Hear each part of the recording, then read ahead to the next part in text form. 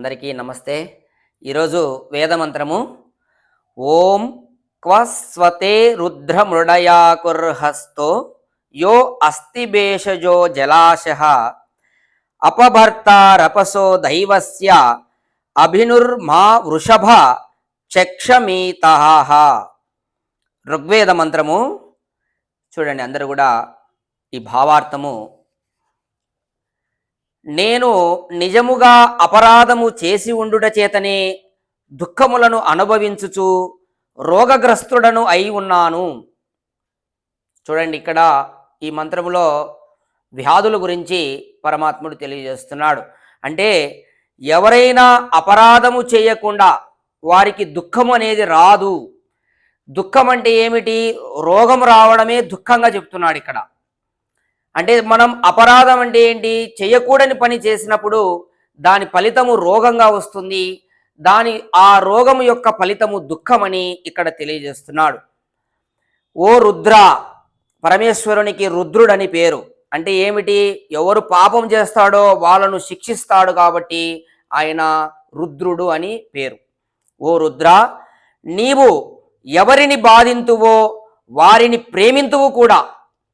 భగవంతుడు ఎవరు పాపం చేసి ఉంటాడో వాడిని బాధిస్తాడు, కానీ వాని యందు ప్రేమ కూడా ఉంటుంది. అదే చెప్తున్నాడు ఇక్కడ. నీవు ఒక చేతితో భయంకరంగా ఉగ్రరూపముతో దండించుటను, మరొక చేతితో శుభమును శాంతిని స్వాంతనము చేయుట అనుభవించుచున్నాను. నువ్వు దుఃఖము అనుభవిస్తుంటావు, ఆ దుఃఖము పోయే కొద్దీ నీకు సుఖం అనేది కూడా వస్తుంటుంది. ఇప్పుడు ఒక వ్యాధి వచ్చింది, ఆ వ్యాధి నయమైన తర్వాత మళ్ళీ మనం సుఖపడతాం. ఆ దుఃఖం పోయిన తర్వాత మళ్ళీ సుఖపెట్టేది కూడా పరమాత్మనే అని ఇక్కడ తెలియజేస్తున్నాడు. నేను దేవతల విషయంలో క్షమింపరాని పాపము చేసి దానికి తగిన పాప ఫలమును అనుభవించి తిని. ఇక్కడ దేవతలు అంటే పంచభూతాలు అన్నమాట. పంచభూతాల విషయంలో మనము వాటిని కాపాడకుండా అనవసరంగా దుర్వినియోగం చేసి అనేక పాపాలను కోరి తెచ్చుకున్నాను, అనుభవిస్తున్నాను అంటున్నాడు. నేను ఇప్పుడు దుర్బలుడనై నీవు పెట్టు బాధలు సహింపలేను. ఇక ఈ పాపాలన్నీ చేసి ఆ బాధలు నేను సహించలేకున్నాను.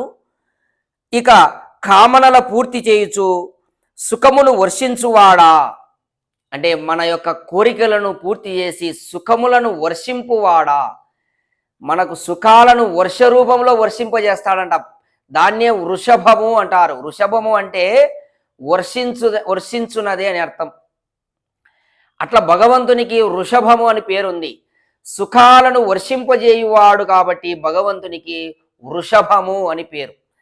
ఇక్కడ ఈ మంత్రంలో వృషభ అనే పదానికి ఇక్కడ అదే చెప్తున్నాడు అన్నమాట. సుఖములను వర్షించువాడా, నన్ను క్షమించి నా ఈ సత్యమగు పశ్చాత్తాపం వలన పాపములో పడకుండా రక్షింపుము.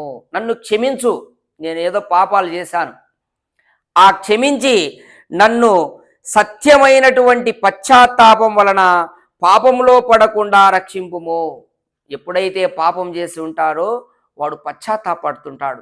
అరే నేను ఊరికే పాపం చేశానే, దుఃఖపడుతూ పశ్చాత్తాపడుతూ, ఆ పశ్చాత్తాపం సత్యంగా ఉండాలంట. అది కూడా దానివల్ల నన్ను మళ్ళీ ఇంకొక పాపంలో పడకుండా రక్షించుము అని భగవంతుని ప్రార్థిస్తున్నాడు. నీ యొక్క రెండవ హస్తము ద్వారా నీ కరుణను, ప్రేమను మాకు అనుభవానికి ఇమ్ము. ఇంకా భగవంతుడు ఒక చేత్తో కష్టపెడుతున్నాడు, ఇంకొక హస్తం ఉంది భగవంతుడికి. ఆ హస్తము ద్వారా నీ కరుణను, ప్రేమను మా అనుభవానికి ఇమ్ము.